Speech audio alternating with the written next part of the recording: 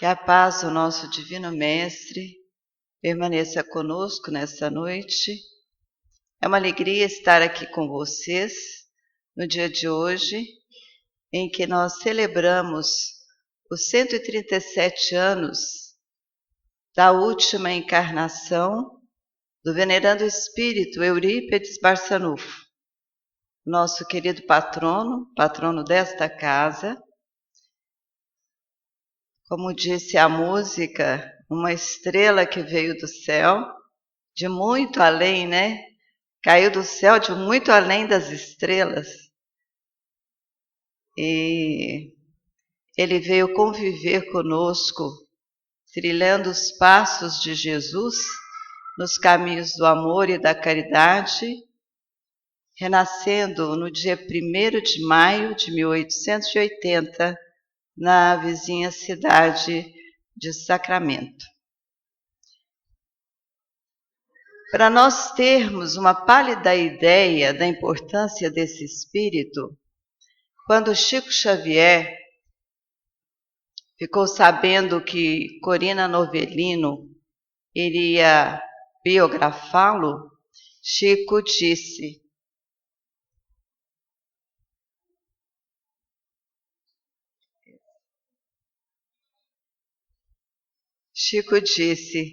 escrever sobre Eurípides, sobre a vida de Eurípides, seria quase o mesmo que biografar Jesus, biografar a vida de Jesus, para vocês terem uma pálida ideia que espírito de escola ele era, né?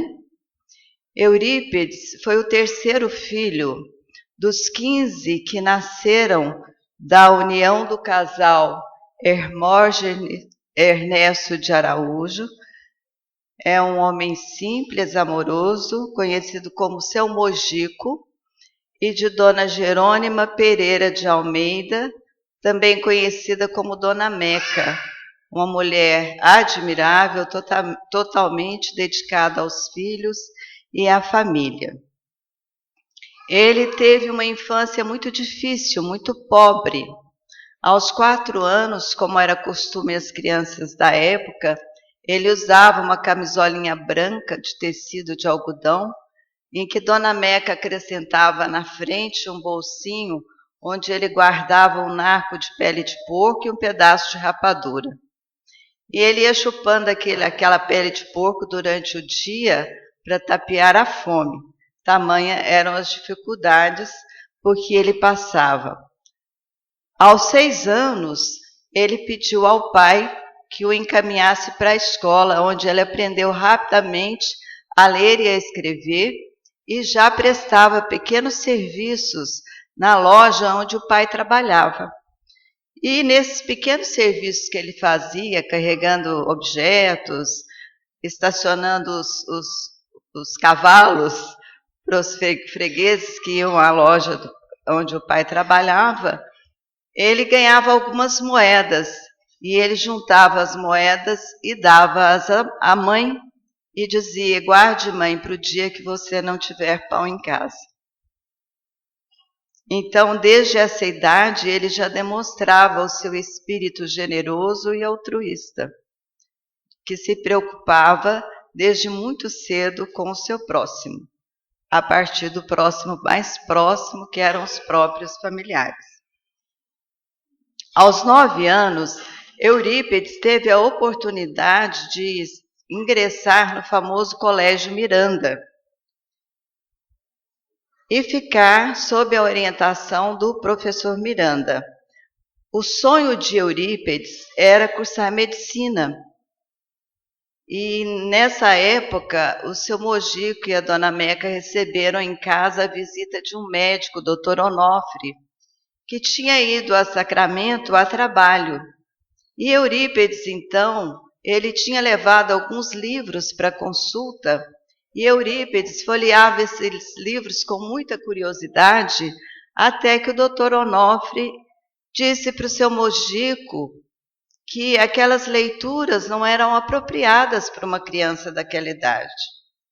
E Dona Meca foi falar com Eurípides e ele disse: mãe, eu não sossego enquanto eu não encontrar a cura para a doença da senhora.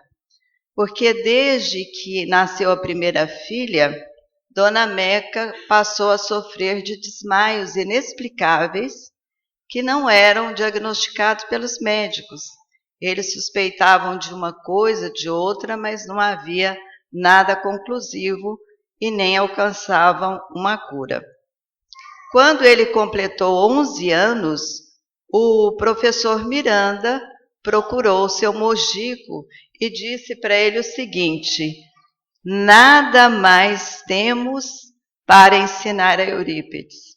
Aos 11 anos, ele já aprendeu tudo o que o nosso colégio pode oferecer. Seu filho está pronto para cursar a faculdade, com 11 anos de idade. Então, o seu Mojico, apesar das dificuldades financeiras, ele já tinha prosperado um pouquinho, levou o filho até o Rio de Janeiro para matriculá-lo na Escola de Medicina da Marinha. E também para arrumar um emprego para Eurípides se manter naquela cidade, na capital.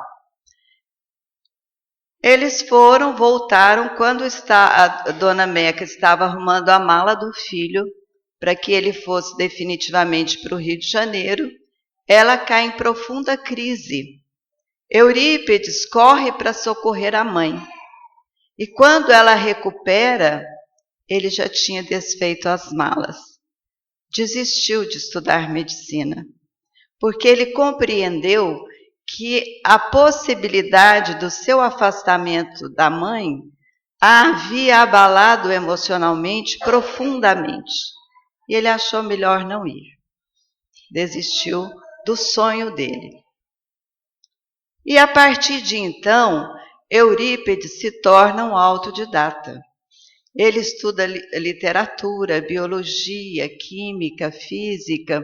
Aos 12, 13 anos, ele participa com entusiasmo da fundação do Grêmio Dramático Sacramentano, para o qual ele escreve peças, e também participa da fundação do primeiro jornal da cidade, o jornal A Gazeta de Sacramento, para quem também ele escreve artigos, e passa a participar muito ativamente de todas essas atividades.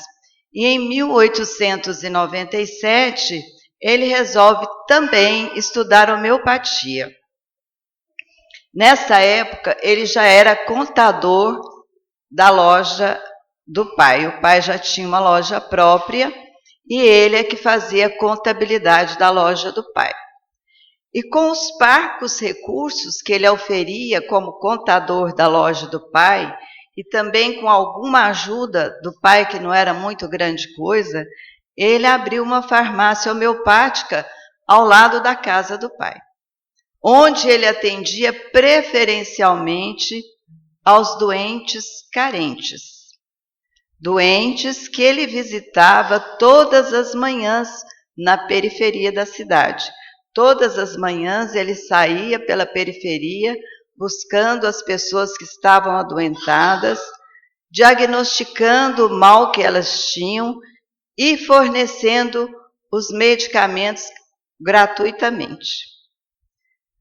E o acerto dos seus medicamentos foram tão grandes que logo começou a formar fila na frente da farmácia. Ele passou a atender todo mundo, estendendo a gratuidade dos medicamentos para todos que o procurassem, independentemente da condição financeira ou social. Então, ele prestou relevantes serviços à cidade nesse sentido.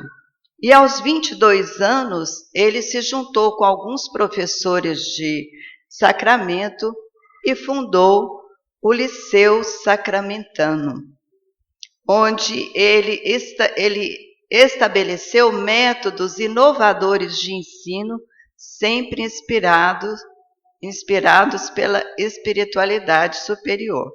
Só que ele ainda não sabia disso. porque ele era profundamente católico, né? E o colégio ganhou muita fama no estado inteiro. Alunos de outras cidades iam estudar em Sacramento, e Sacramento se tornou uma referência no ensino. Então, aos 22 anos, Eurípides era um mestre profundamente amado pelos seus alunos e também pelos pais dos seus alunos, e havia também se tornado um cofundador e secretário da Sociedade São Vicente de Paulo. Então, vejam bem o que ele fazia aqui ele na escola. E o que ele fazia aos 22 anos. Ele já era contador, fundador do Grêmio Dramático Sacramentano, fundador do jornal Gazeta de Sacramento, cofundador e secretário da Sociedade São Vicente de Paulo, fundador da Farmácia Homeopática e fundador do Liceu Sacramentano, no qual ele também exercia o papel de professor. Eurípides Barçanufo fazia todas essas atividades com tal responsabilidade, ele se conduzia com tanto zelo, com tanto amor, que o clero, né, ficava encantado com a conduta, as atitudes de Eurípides. E o padre Maia, que era um admirador e amigo seu, deu a Eurípides de presente um exemplar da Bíblia. A Bíblia, naquela época, era uma leitura proibida aos leigos. Só padres e bispos podiam ler a Bíblia. Leigos não podiam ler a Bíblia. Então, o padre Maia deu a Eurípides esse presente escondido. E Eurípides leu aquele livro com muito carinho. E tudo ele aprendia facilmente, tudo ele assimilava com muita facilidade. Mas o Sermão da Montanha era o óbice ao entendimento dele. Ele, desconhecendo a reencarnação, a imortalidade da alma e as múltiplas existências, ele não entendia como que Jesus podia prometer consolação àquela gente doente, pobre, faminta e sofredora que o ouvia aos pés do monte. Ele então vai questionar o padre Maia, e o padre Maia diz: Eurípides, algumas coisas da Bíblia nós devemos apenas ler, não questionar. Então, não deu solução para a dúvida dele. Nessa época, alguns familiares de Eurípides moravam perto de Sacramento, a 14 quilômetros de Sacramento, na fazenda Santa Maria. Vários familiares, entre quais o senhor Mariano Cunha, chamado de Tio Senhor, era o apelido dele. E nessa fazenda começaram a acontecer fenômenos estranhos que eram atribuídos ao demônio. Vozes eram ouvidas nas cumeeiras das casas, portas e janelas que batiam, embora estivessem trancadas com tramelas. Chuvas de pedras aconteciam, manchas de mãos apareciam nas roupas das pessoas, sem que ninguém as tocasse. O senhor Mariano Cunha, o tio senhor, que era um homem muito materialista, ouvia vozes de outro mundo. Então, a população estava profundamente assustada e incomodada com aqueles fenômenos. O senhor Mariano, então, decidiu buscar a ajuda do senhor Frederico Peiró, que morava na cidade de Paineiras, hoje Peirópolis. Já ouviram falar em Peirópolis? Chama-se hoje Peirópolis por conta do Frederico Peiró. O Frederico Peiró também era um homem profundamente materialista, mas ele tinha se tornado espírita no ano anterior, porque ele teve a oportunidade de receber uma mensagem da sua mãe. Ele era um um espanhol radicado no Brasil, e ele teve a oportunidade de receber uma mensagem em espanhol da sua mãe, através de um médium que desconhecia inteiramente a língua. Então, ele se tornara espírita. Ao visitar Santa Maria, o senhor Frederico Peiró, aos fenômenos de Santa Maria. Seu Mariano Cunha e seu Frederico Peiró. Quando o Frederico Peiró visita Santa Maria, ele constata que tinha sido reunido naquele local um grupo de médiums e que agora cabia àquelas criaturas arregaçar as mangas no trabalho do bem.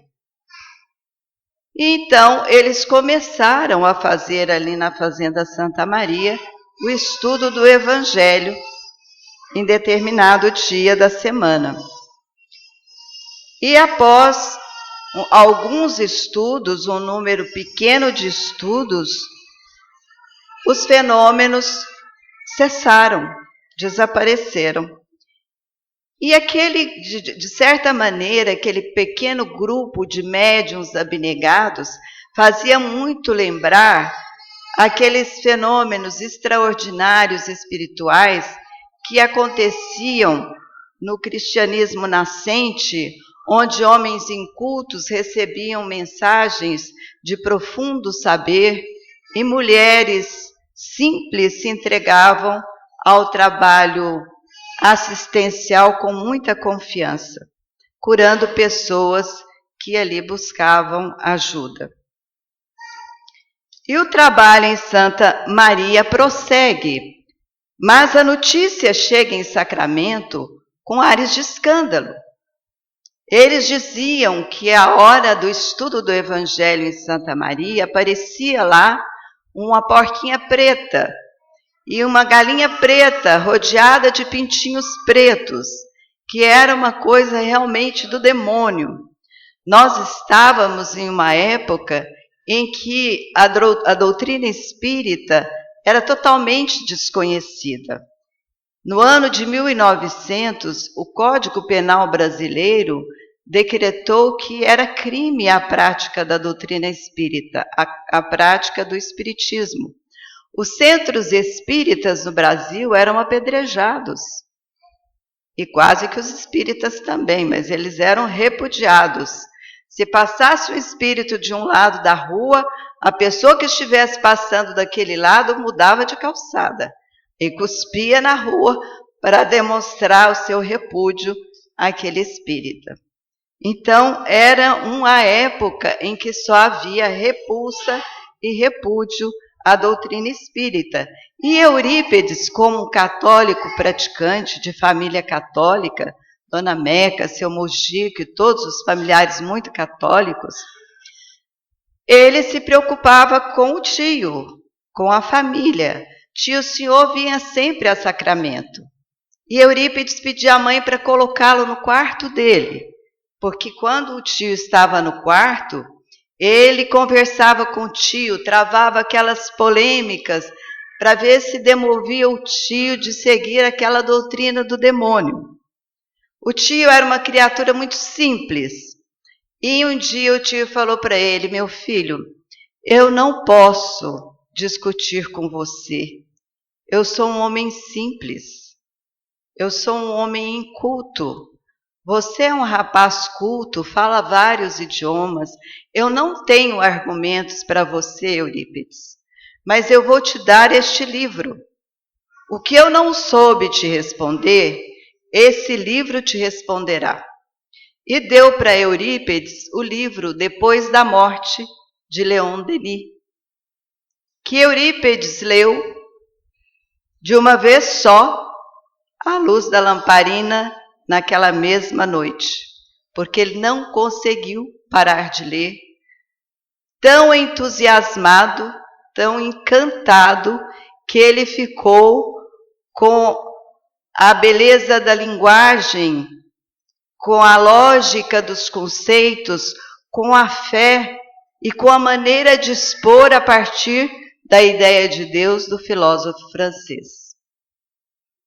Eurípides fica impressionado, realmente impressionado, e cresce nele a vontade de conhecer a doutrina espírita.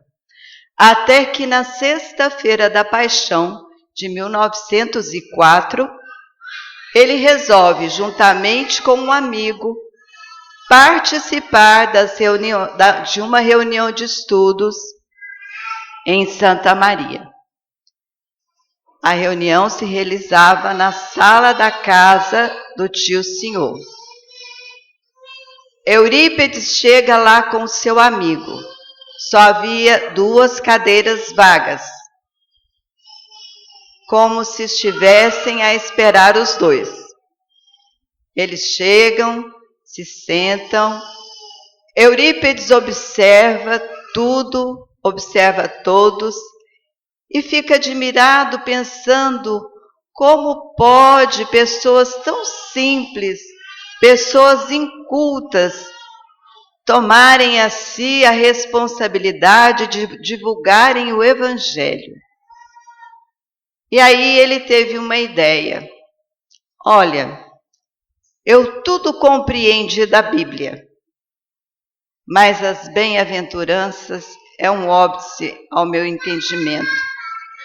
Se é verdade que os mortos se comunicam com os vivos, eu rogo a João Evangelista que me elucide, através do médium Aristides, que está aqui na minha frente e que é o homem mais puro de coração dessa sala, mas também é o mais inculto. E eu quero a elucidação através de Aristides. Depois de poucos momentos, Eurípides ouvia a mais bela elucidação filosófico-doutrinária sobre o Sermão do Monte, na voz de Aristides, que ao final se identifica como João Evangelista. Eurípides estava admirado, porque era impossível atribuir a Aristides aquela linguagem sublime, a fala clara e convincente, explicando os problemas do espírito no quadro das causas e efeito, no quadro das vidas sucessivas, no quadro da possibilidade de progresso constante do espírito. E ele entende que o Sermão do Monte era o resumo da doutrina do Cristo. E era o código de consolo mais belo que já fora dado à humanidade compreender, mas que só a lógica do Espiritismo poderia trazê-lo à nossa compreensão com tanta clareza. A segunda vez que Eurípides vai a Santa Maria, ele já vai a convite do tio Senhor, se o tio Senhor o convida para ir novamente. E quando ele chega, Bezerra de Menezes o convida para que ele participe da roda de vibrações em razão da sua grande mediunidade de cura.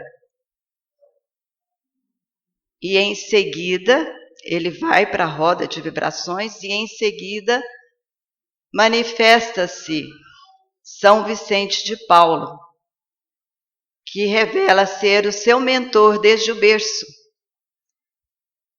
E o convida a deixar a igreja, porque ele estava também sendo convidado a criar uma outra instituição, cuja base seria o Cristo. Vicente de Paula, o dirigente espiritual, e Eurípides, o dirigente no plano físico. Eurípides, e ele ainda diz a Eurípides, não vai ser fácil. Ninguém vai entender a sua atitude. Você não vai encontrar nenhum apoio. Até a família vai virar as costas para você. mas persista, porque de agora em diante as suas responsabilidades estão ampliadas ilimitadamente. Eurípides vai a Sacramento e sai da Sociedade São Vicente de Paulo e se declara espírita. Os pais tiram os alunos do liceu. Os móveis são retirados e o prédio é também requerido de volta. A escola fecha. Eurípides se entristece profundamente. A família se revolta. Não entende por que ele está fazendo aquilo. E na rua todos que vêm dizem: o professor está louco. O professor está louco.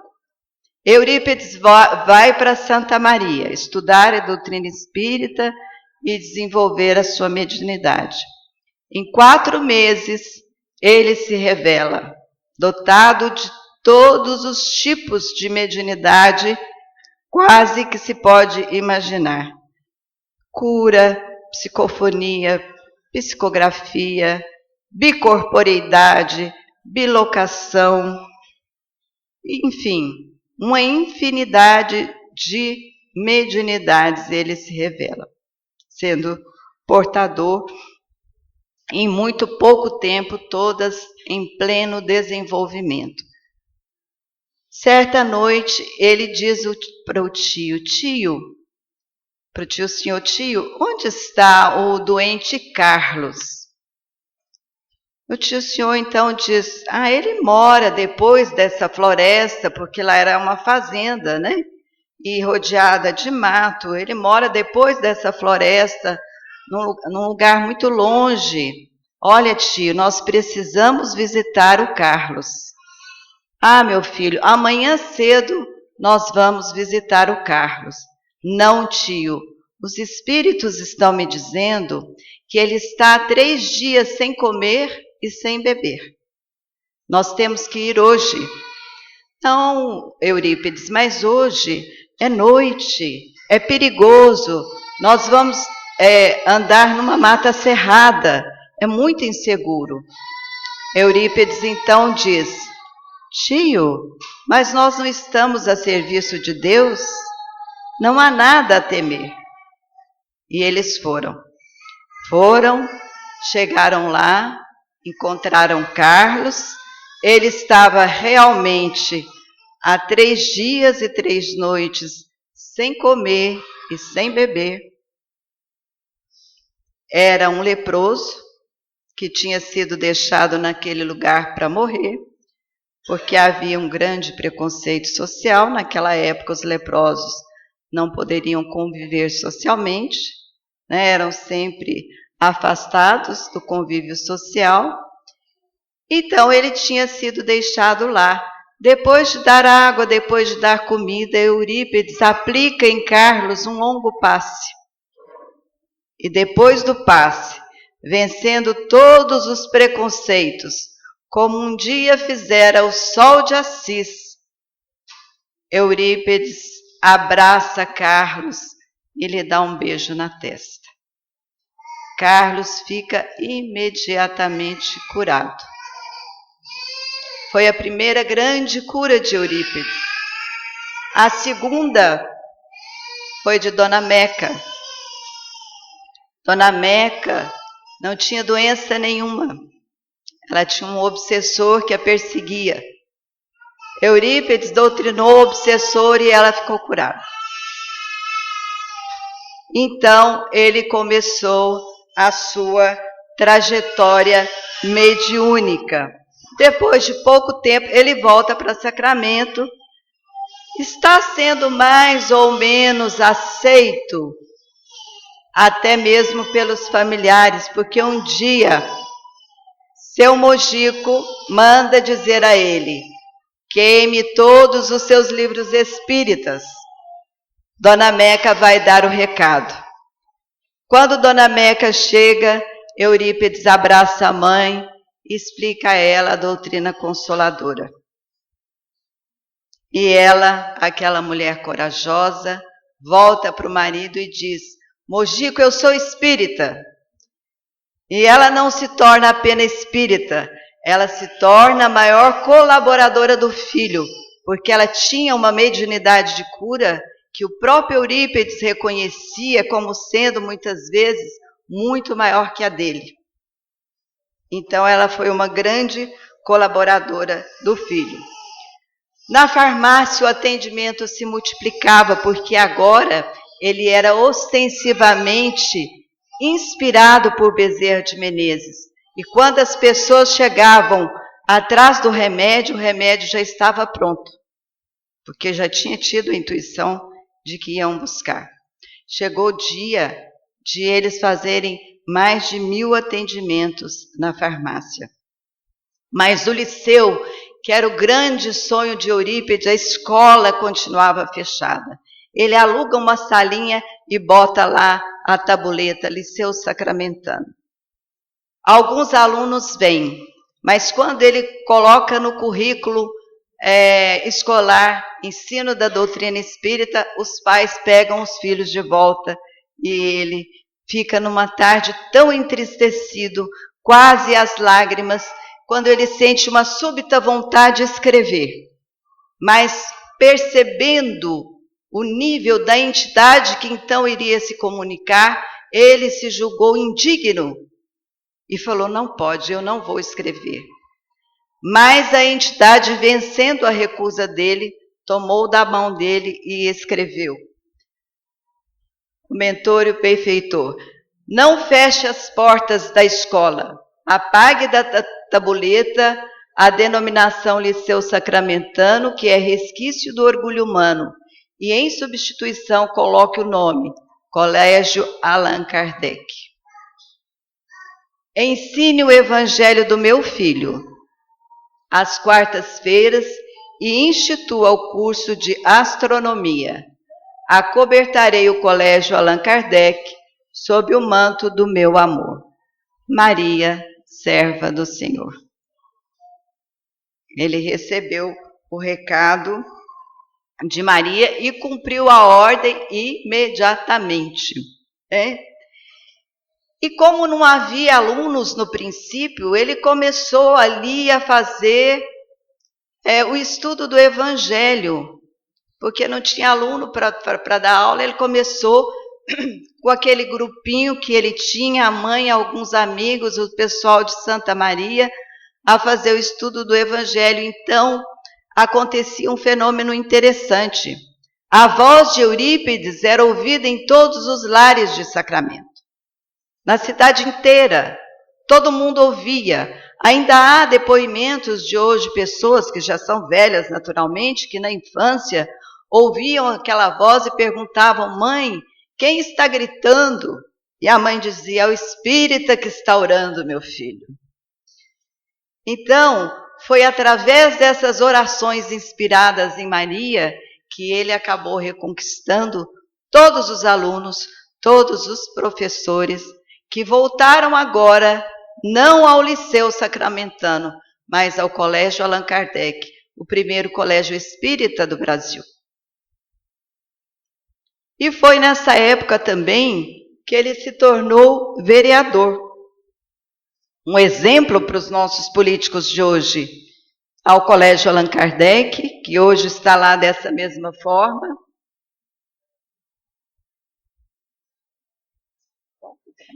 Volta. Pode voltar. Mais. Sumiu? Não. Na frente.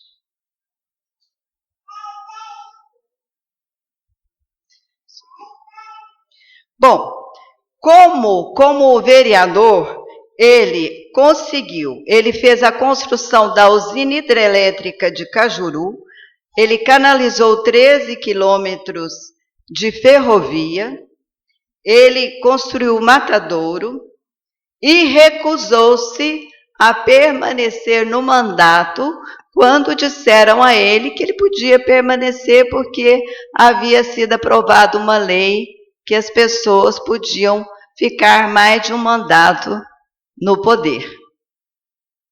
E ele falou que não ficaria, porque ele tinha sido elegido para um mandato. E não era justo e nem honesto ele ficar um outro mandato sem ter sido eleito novamente. Que ele só ficaria se ele fosse eleito novamente. No colégio, o desempenho dos alunos era maravilhoso. Ele ensinava astronomia, ele ensinava biologia, ele ia ao campo ensinar botânica e zoologia, ensina álgebra, química, física, literatura, arte dramática, e os seus alunos acabaram por se tornar os maiores testemunhas dos seus dons, dos seus feitos. Porque muitas vezes ele estava em sala de aula e aí ele se sentava à mesa e ficava, quando ele cochilava, os meninos já diziam: seu Eurípides foi embora. E quando ele voltava, ele dizia o que ele foi fazer. Certa feita ele disse para os meninos: olha, eu fui fazer um parto muito difícil. O marido dessa mulher de quem eu fui fazer o parto veio me buscar, só que ele ainda não chegou, ele está chegando, está subindo as escadas e ele vai bater na porta. E bateram a porta, ele mandou todos os alunos se levantarem. E o homem entra aflito, buscando Eurípides: vão ajudar minha esposa, ela está num processo difícil de parto, porque ele fazia muitos partos naquela época. Pelo amor de Deus, ajude minha esposa. E ele falou: não, já fiz o parto, o senhor ganhou um lindo menino. E o homem não acreditava. Não acreditava, e Eurípides era muito humilde, e entendia todo mundo, e atendia todo mundo. E voltou com o homem à casa da parturiente. Chegando lá, ela falou: mas seu Eurípides, o senhor voltou, por quê? Eu estou bem. Ele falou: não, eu só vim para ele ter certeza de que você está bem. E assim, quando um aluno matava a aula, ele dizia: olha, eu te vi assim em tal lugar, fazendo isso e aquilo. Porque ninguém escapava daquele olhar, né? Que tudo abrangia, né? Que nada escapulia dele.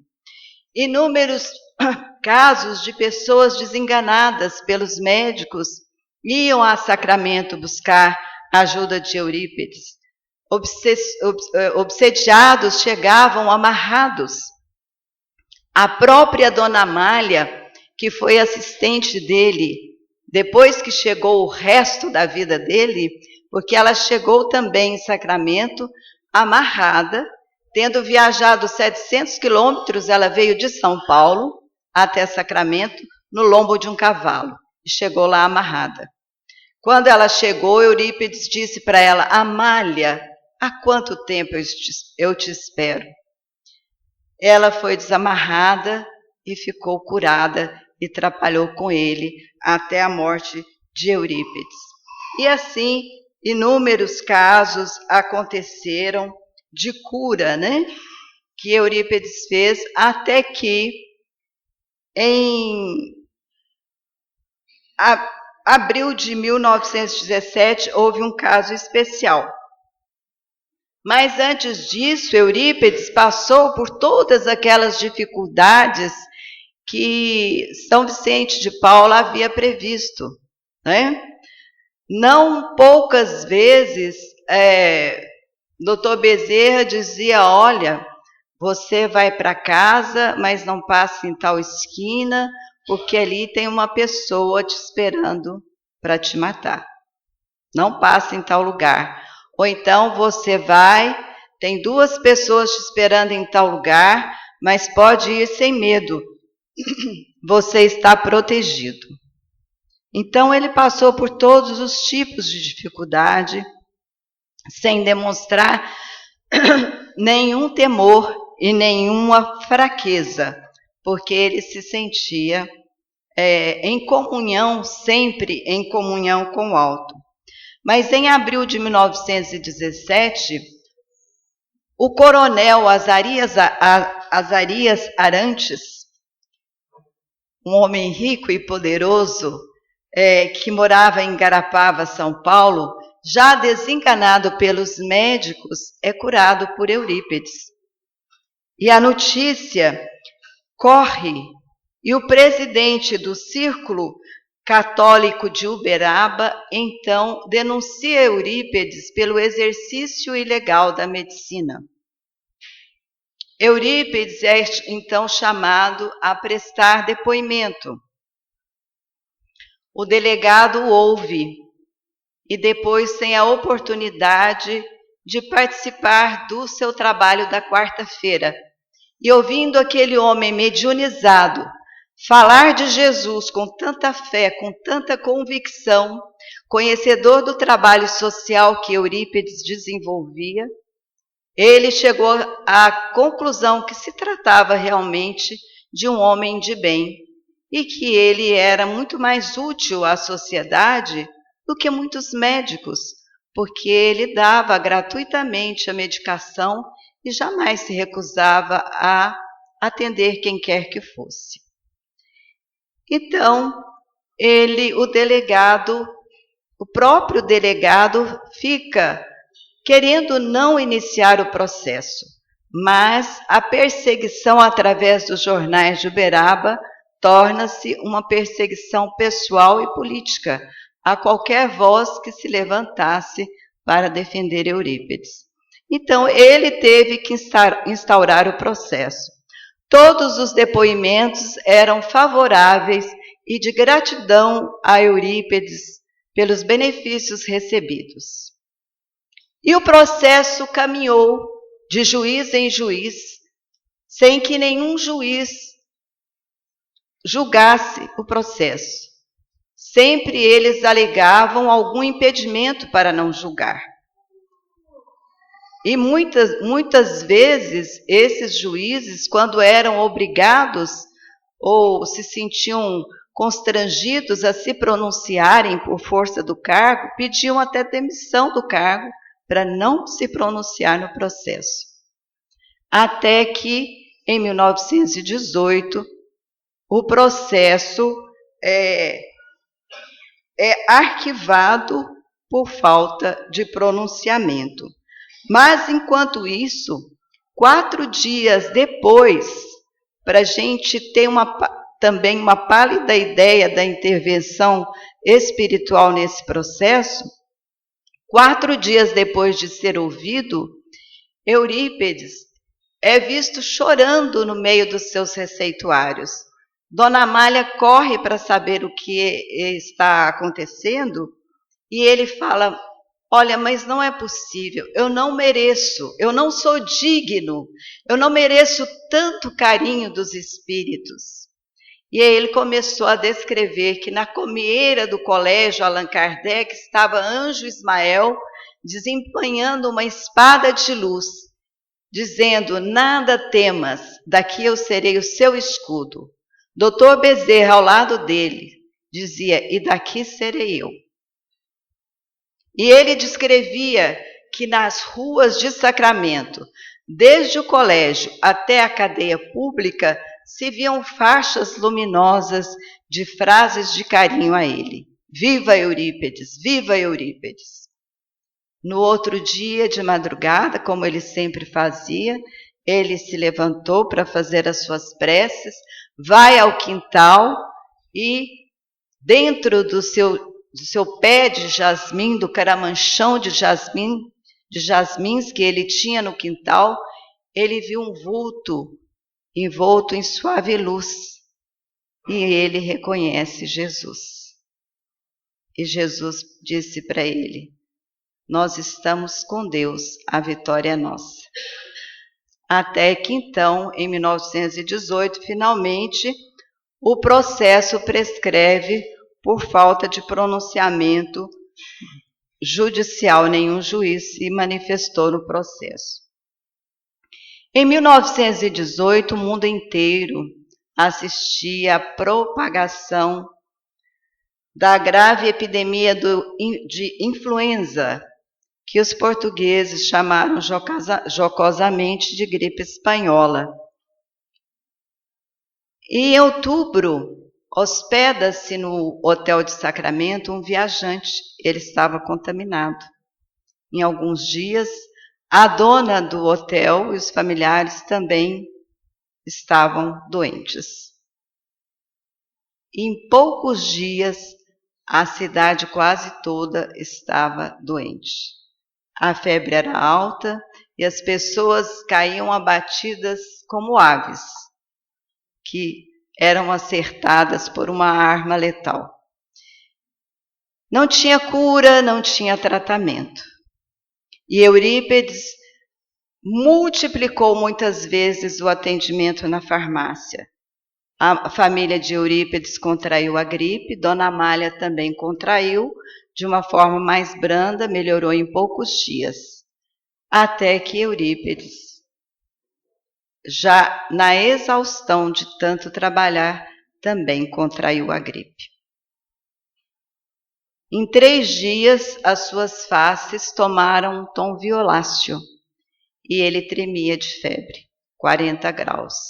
E Dona Amália pedia para ele: vá repousar, mas eu não posso deixar os doentes sem atendimento. Pelo menos um banho, seu Eurípides, tome um banho para sua febre baixar. E depois de muito insistir e já não resistindo mais, ele aceitou tomar o banho. E Dona Amália corre para chamar a Dona Meca, para ver se Dona Meca conseguia levá-lo até o leito. E depois de muita insistência, depois de tomar o banho, ele sempre dizendo que não podia deixar as pessoas sem auxílio, sem assistência, resolveu sentar na cama. Sentou-se e continuou receitando, até que ele não resistiu mais, deitou e continuou receitando, porque Dr. Bezerra, ele não receitava só pela psicografia, mas também pela psicofonia. Então ele ia falando e Dona Amália anotando e ele receitando, e Dona Amália anotando. Até que, na madrugada do dia 1º de novembro de 1918, cercada por todos os amigos e por sua mãe, Dona Meca, que se juntara ao grupo em preces para sua recuperação, Eurípides suavemente deixa o plano físico. A estrela volta para o céu. Dona Meca, ao ver que o filho havia falecido, ela se ajoelha ao lado da cama, chora e diz: meu filho está morto, meu filho está morto, com muita dor. Mas logo ela se recompõe e volta ao grupo de preces para orar pelo filho. Eurípides já havia previsto a sua morte. Alguns dias antes, ele tinha comentado com Dona Amália que no dia 1º de novembro ia falecer um filho muito querido da cidade. E alguns dias antes, ele havia sonhado que o seu mentor, São Vicente, o havia levado a regiões espirituais muito elevadas e que, chegando num determinado lugar de incrível beleza, teria dito a ele: Eurípides, sua missão na terra acabou. Venha para o seio do Senhor gozar das bem-aventuranças. Mas ele não foi. Ele preferiu continuar conosco e fundou no plano espiritual, bem mais embaixo, aqui pertinho de nós, o Hospital Esperança, onde ele se dedica a receber espíritos que desencarnam na Terra com grandes dificuldades, especialmente os espíritas que não cumpriram a sua missão. Porque ele se lembrou que no momento mais importante da sua vida, e talvez o mais belo, uma noite em sono, ele se viu irresistivelmente arrastado num torvelinho de amor que o levava a planos superiores e superiores, até que ele parou. Ele parou e viu não muito distante dele um homem que meditava envolto em suave luz. Esmagado pela emoção, ele reconheceu naquele homem Jesus. Ele então se ajoelhou e começou a chorar. Quando ele conseguiu levantar os olhos e olhar para Jesus, ele viu que Jesus também chorava. E quando ele teve coragem, ele perguntou: "Por que choras, Senhor?" Mas não teve resposta. E ele então insistiu: "Choras pelos descrentes da terra?" E Jesus respondeu: "Não, meu filho, não choro pelos descrentes da terra, aos quais nós devemos amor. Choro pelos que conhecem o Evangelho, mas não o praticam." Eurípides, então, como que despencou daquele plano, acordou no seu quarto, no seu leito, e desde então serviu sem cessar e sem descansar um minuto sequer, até a sua morte. Então, meus irmãos, a lição e o exemplo deste homem é muito grande para nós, muito grande, muito recente, muito atual, muito presente, né? A gente tem que conhecer esses fatos, sentir esses fatos e trazer esses exemplos para a nossa vida. Que nós possamos também, dentro da nossa pequena condição, seguir esses exemplos tão lindos que nos foram deixados por esses espíritos e por esse espírito, né, que veio em sacrifício nos auxiliar. Boa noite, muito obrigada a todos.